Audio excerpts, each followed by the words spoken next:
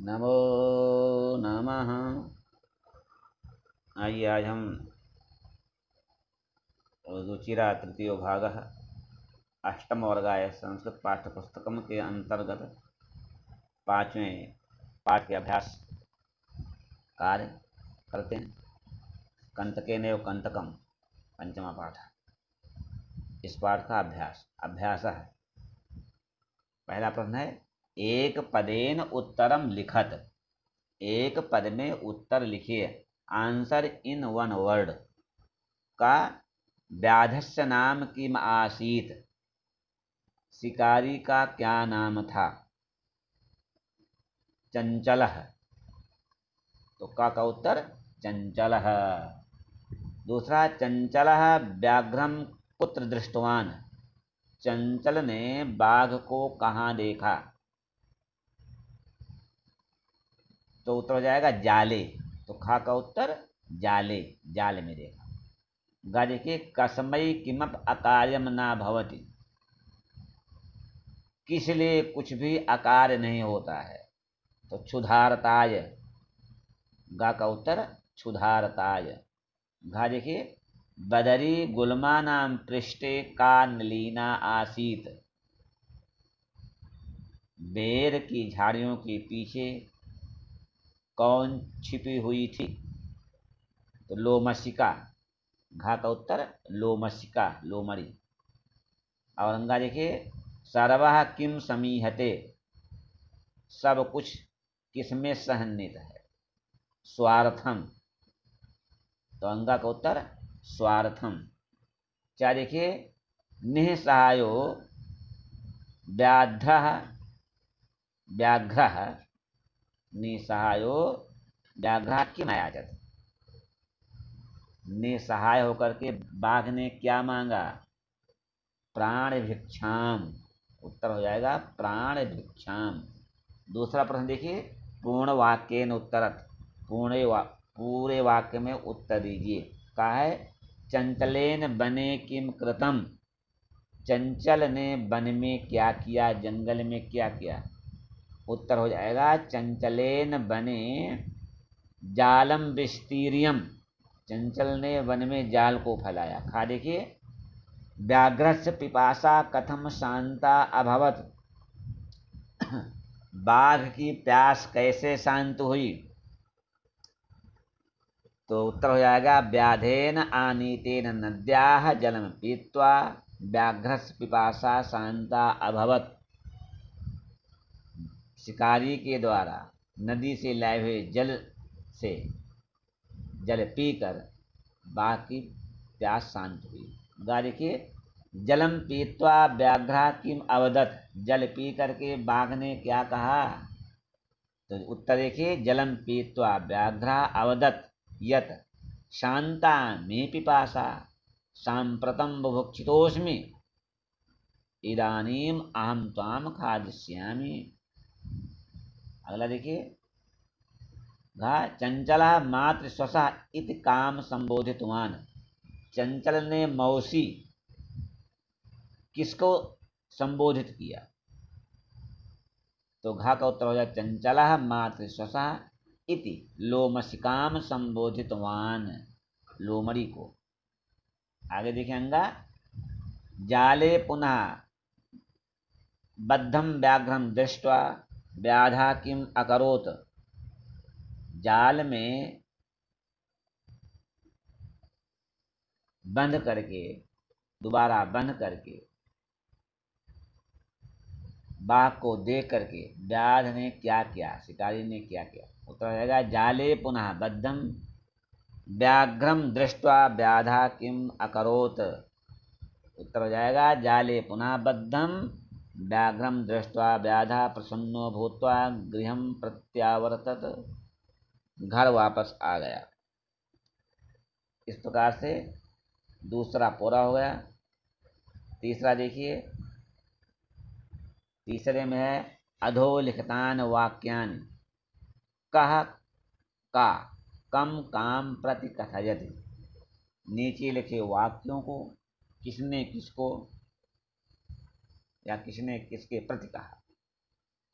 तो यथा इदानीम अहम त्वाम खादिष्यामि, का कम काम। तो एक उदाहरण दिया है, इस समय मैं तुमको खा जाऊंगा। व्याघ्र ने व्याध को कहा, शिकारी को कहा।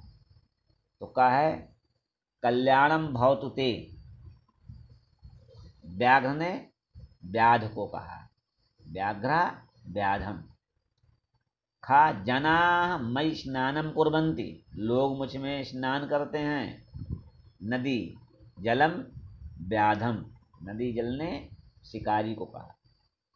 गा अहम त्वत्कृते धर्मम आचरितवान त्वया मिथ्यावणितम, मैंने तुम्हारे किए हुए धर्म का आचरण किया, मैंने धर्म का पालन किया है, तुम झूठ बोल रहे हो। तो व्याधा व्याघ्रम, बहेलिये ने बाघ को कहा। घा देखिए यत्र कुत्राप छेदनम कुर्वन्ति, जहाँ कहाँ मुझे काटते भी हैं। तो वृक्ष ने व्याध को कहा, वृक्ष ने बहेलिया को कहा। और अंतिम है संप्रति पुनः पुनः कूर्दनम कृत्वा दर्शय, अब बार बार कूद करके दिखाओ। लोमशका ने व्याघ्रम को कहा, लोमड़ी ने बाघ को कहा। अब चौथा प्रश्न देखिए, रेखांकित पदमाधृत प्रश्न निर्माणम कुरुत, रेखांकित पदों के आधार पर प्रश्न निर्माण कीजिए। चौथा है का व्याध व्याघ्रम, व्याधा चौथा प्रश्न है चौथे का, व्याधा व्याघ्रम जालात बहि निरसारयत। तो इसमें जालात, जालात पर हो जाएगा कस्मात। तो उत्तर होगा इसका व्याधा व्याघ्रम कस्मात बहि निरसारयत, प्रश्नवाचक चिन्ह लग जाएगा। आगे का चंचल वृक्षम उपगम अपृक्षत, तो अंडरलाइन रेखांकित है वृक्षम, वृक्षम को हो जाए कम। तो चंचल कम उपगम अपृक्षत, प्रश्नवाचक चिन्ह। ग व्याघ्रा लोमशकायै निखिलाम कथाम निवेदयत, तो लोमशका यही पर रेखांकित है, तो इसका उत्तर आएगा कस्मै, कस्यै, कस्यै या कस्मै हो जाएगा। व्याघ्रा कस्यै निखिलाम कथाम निवेदयत, प्रश्नवाचक चिन्ह। घा मानवा वृक्षाणाम छायायाम विरमन्ति, तो इसमें वृक्षाणाम पर रेखांकित है, तो केशाम हो जाएगा। मानवा केशाम छायायाम विरमन्ति, प्रश्नवाचक चिन्ह, प्रश्नवाचक चिन्ह लग जाएगा। आगे देखिए अंगा व्याघ्रा नद्या जलेन व्याधस्य पिपासाम असमयत, तो इसमें नद्या पर प्रश्न वो है अंडरलाइन, तो हो जाएगा कस्याह। तो व्याघ्र कस्याह जले व्याधस्य पिपासाम असमयत। और पांचवा प्रश्न देखिए मंजूषातः पदान चित्वा कथाम पूरयत, मंजूषा से पदों को चुनकर कथा पूरा कीजिए, कथा की पूर्ति कीजिए। तो वृद्धा, मंजूषा में वृद्धा कृतवान अकस्मात दृष्ट्वा मोचयितुम सात्तहासम क्षुद्रः त्रहि स्वकीयैः कर्तनम। तो इसमें देखिए क्या भरना है, एक अस्मिन् बने एक वृद्धः व्याघ्रा आसीत, पहले में हो जाएगा वृद्धः। आगे देखिए सा एकदा व्याधेन विस्तारिते जाले बद्धा अभवत, सह बहुप्रयासम कृतवान, दूसरे में कृतवान किंतु जालात मुक्तः नाभवत। अकस्मात, तीसरे में अकस्मात तत्र एकः मूषकः समागच्छत, बद्धम व्याघ्रम दृष्ट्वा, चौथे में दृष्ट्वा सह तम अवदत् अहो भवान जाले बद्धा अहम त्वाम मोक्षयितुम इच्छामि, अगले में मोक्षयितुम इच्छामि। तच्छ्रुत्वा व्याघ्रः साट्टहासम, इसमें हो जाएगा साट्टहासम अवदत्, अरे तुम क्षुद्रः जीवः, क्षुद्रः जीवः मम सहायं करिष्यसि यदि त्वं मां मोक्षयिष्यसि तर्हि अहं त्वां न हनिष्यामि। मूषकः स्वकीयैः, इसमें जाएगा स्वकीयैः लघुदन्तैः तज्जालं कर्तनं कृत्वा तम व्याघ्रम बहि कृतवान। तो देख लीजिए, पहले में भरा जाएगा वृद्धः, दूसरे में कृतवान, तीसरे में अकस्मात, चौथे में दृष्ट्वा, पांचवें में मोक्षयितुम, छठे में सातहासम, सातवें में क्षुद्रः, आठवें में त्रहि, नववें में स्वकीयैः और दसवें में कर्तनम। क्रम से है, देखिए जो है ये सारे क्रम से हैं। जो आपका मंजूषा है क्रम से भर देना है बस। तो इसकी हिंदी देख लो। एक जंगल में एक बूढ़ा बाघ रहता था। वह एक दिन सहेली ओ बहेली आया, शिकारी के फैलाए हुए जाल में फंस गया था। उसने बहुत प्रयास किया लेकिन जाल से मुक्त ना हुआ। अचानक वहां पर एक चूहा आ गया। बंधे हुए बाघ को देख करके उसने कहा, अरे आप जाल में बंध गए हैं, मैं तुमको मुक्त कर सकता हूँ, मुक्त करना चाहता हूँ। वह सुन करके बाघ ने अट्टहास किया, हंसते हुए कहा, अरे तुम तो छोटे जीव हो, तुम तो बहुत छोटे जीव हो, हमारी सहायता कैसे करोगे? मम सहायम करे से मेरी सहायता करोगे? अरे छोटे जीव, मेरी सहायता करोगे? यदि तुम मुझे मुक्त कर दो देते हो, यदि तुम मुझे मुक्त कर देते हो तो मैं तुम्हें नहीं मारूंगा। चूहे ने अपने छोटे दांतों के द्वारा उस जाल को काट करके उस बाघ को बाहर कर दिया। इस प्रकार से ये प्रश्न पूरा हुआ। छठा देखिए, यथा निर्देश मुत्तरत, जैसा निर्देश है वैसा उत्तर दीजिए। का है, साल सह लोमस्कायै सर्वाम कथाम निवेदयत, अस्मिन् वाक्ये विशेषण पदम किम। तो इसमें विशेषण पद है, क्या है? इसमें विशेषण पद है सर्वाम, विशेषण सर्वाम। खा देखिए, अहम त्वत्कृते धर्मम आचरितवान, अत्र अहम इत सर्वनाम पदम कस्मै प्रयुक्तम। तो अहम सर्वनाम पद किसके लिए प्रयुक्त हुआ है? तो चंचलाज, इसका उत्तर हो जाएगा चंचलाज। गा देखिए, सर्वः स्वार्थम समीहते अस्मिन् वाक्ये कर्तृपदम किम। इसमें कर्ता क्या है? सब्जेक्ट। तो सब्जेक्ट हो जाएगा सर्वः। गा में सर्वः। घा देखिए, सा सहसा चंचलमुपसृत्य कथयति, वाक्यात एकम अव्यय पदम चित्वा लिखत। एक अव्यय पद लिखना है इसमें, तो एक लिख दो। इसमें अव्यय पद हो जाएगा सहसा, सहसा। अंगा देखिए, का वार्ता माम अपविज्ञापय अस्मिन् वाक्ये क्रियापदम किम। क्रियापदस्य पद परिचय मप लिखत। इसमें क्रियापद क्या है, उसका पद परिचय भी लिखना है।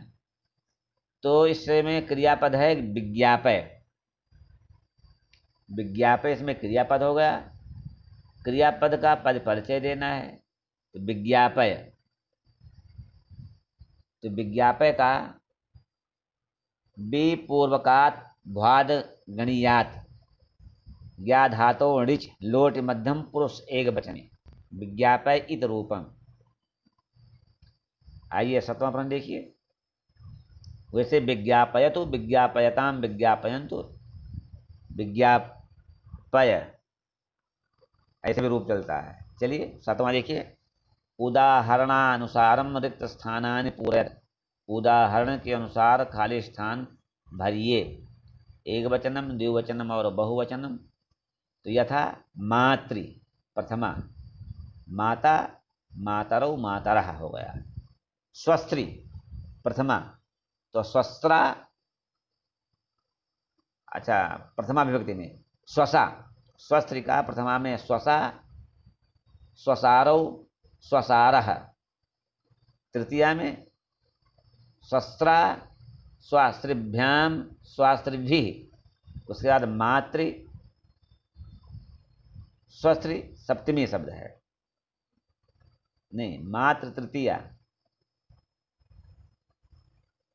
स्वस्त्री दोबारा देख लीजिए, स्वस्त्री प्रथमा है स्वसा, स्वसारो, स्वसारः। और उसके बाद है मातृ तृतीया लिखा है, फिर स्वस्त्र तृतीया मैंने बता दिया, स्वस्त्रा, स्वस्त्रिभ्याम, स्वस्त्रिभिः। उसके बाद आ जाओ स्वस्त्री सप्तमी लिखा हुआ, स्वस्त्री, शस्त्रो, स्वस्त्रिषु। मातृ सप्तमी, तो मातृ सप्तमी मातरि, मात्रोह, मातृषु।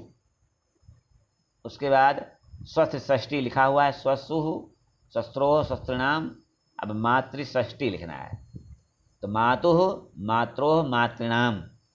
इस प्रकार से छोटा हो गया। बड़ा आ में देखिए धातु प्रत्ययं चा लिखत, धातु और प्रत्यय लिखना है। तो पदानि धातु प्रत्यय, यथा गंतुम, तो गंतुम में गम धातु तुमन प्रत्यय है। तो द्रष्टुम में दृश्य धातु और तुमन प्रत्यय, दृश्य प्लस तुमन। करणीयम क्रिय प्लस अनियर, क्रिय प्लस अनियर। पातुम, तो पिब प्लस तुमन, पिब प्लस तुमन, अथवा पा प्लस तुमन, दोनों हो जाएगा, पिब प्लस तुमन और पा प्लस तुमन। खादितुम, तो खाद प्लस तुमन, खाद प्लस तुमन कृत्वा, क्री प्लस त्वा, क्री प्लस त्वा प्रत्यय। इस प्रकार से आज अभ्यास पूरा हो गया। इत्यलम नमो नमः। बहुत बहुत धन्यवाद। अगले पाठ के रखे मिलते हैं।